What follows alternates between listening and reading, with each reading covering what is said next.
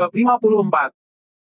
Harsa juga menambahkan, Wulan, jangan merendahkan dirimu sendiri. Kamu pantas bersanding dengannya. Seandainya wanita diperbolehkan mengikuti ujian sarjana, kamu sudah pasti akan lulus.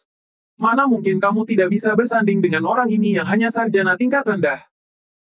Wulan merasa tidak terima, lantas dia memprotes. Kakak, kamu tidak mengerti. Suamiku itu, dalam beberapa hari terakhir, banyak sekali hal yang telah dilakukan suamiku. Mulai dari mendirikan tim penangkap ikan, mengambil alih jabatan kepala desa, mengadakan rapat dengan warga desa, membuka kantin, dan mendirikan tim pembuat sabun. Dia telah menggunakan cara-cara untuk mendapatkan dukungan rakyat dan telah menunjukkan kualitas kepemimpinan yang luar biasa. Bagaimana seorang kutu buku yang hanya tahu teori bisa dibandingkan dengan semua itu? Namun, Wira malah menginterupsi. Wulan, apa yang dikatakan kakakmu memang benar. Mereka semua lebih unggul daripada aku. Aku hanya seorang pelajar desa yang kecil, tidak bisa dibandingkan dengan mereka. Mahendra dengan bangga mengangkat kepalanya. Di Wulan, lihatlah, untung saja dia tahu diri. Sudah belajar selama ini kamu masih belum mengerti arti lapang dada. Wulan berkata dengan wajah serius. Selain itu, tolong panggil namaku. Jangan lagi memanggilku, adik, kita tidak sedekat itu. Wajah Mahendra memerah, lalu menjadi pucat. Kemarahannya langsung memuncak. Wira menggelengkan kepala, emosi pemuda ini benar-benar tidak stabil. Baru diprovokasi sedikit saja sudah langsung naik pitam. Sudahlah, Wulan, dia ini tamu. Kenapa kamu bicara seperti itu? Kemudian, Harsa membujuk dengan suara lirih. Cari kakak iparmu. Minta dapur untuk membuat makanan kesukaanmu. Aku yang akan mengurus Wira. Aku tidak akan mengusirnya lagi. Wulan menunjukkan ekspresi tidak percaya. Namun, setelah melihat Wira mengangguk, dia akhirnya berbalik dan pergi ke halaman dalam. Melihat ekspresi adik perempuannya, Harsa memperhatikan Wira dengan heran. Setelah tidak bertemu selama setengah tahun, pecundang ini seolah-olah telah berubah menjadi orang lain. Dia tidak lagi merasa rendah diri di hadapan Harsa. Sebelumnya, ketika melihat Harsa yang merupakan seorang sarjana berprestasi, Wira selalu tampak ketakutan karena dia sendiri hanya seorang sarjana kecil di desa. Namun sekarang, dia tampak tenang dan penuh keyakinan. Dari reaksi Wulan tadi, tampaknya dia benar-benar jatuh cinta pada pecundang ini.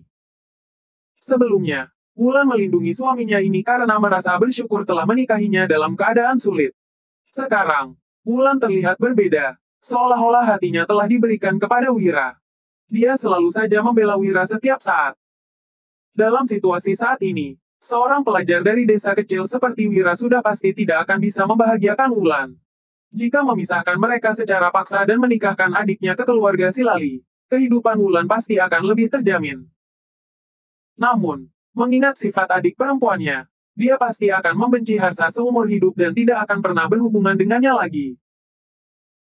Ketika Harsa merasa dilema, tiba-tiba seorang pelayan masuk dengan terburu-buru, membawa secarik undangan.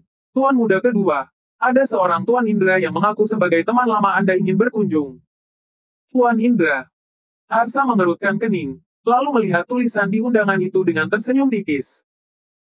Ikuti aku untuk menyambut teman lama. Dia adalah seorang sarjana yang berhasil masuk melewati 2 ujian kenegaraan. Kalau kalian bisa mendapatkan petunjuk darinya, kemampuan belajar kalian pasti akan melonjak.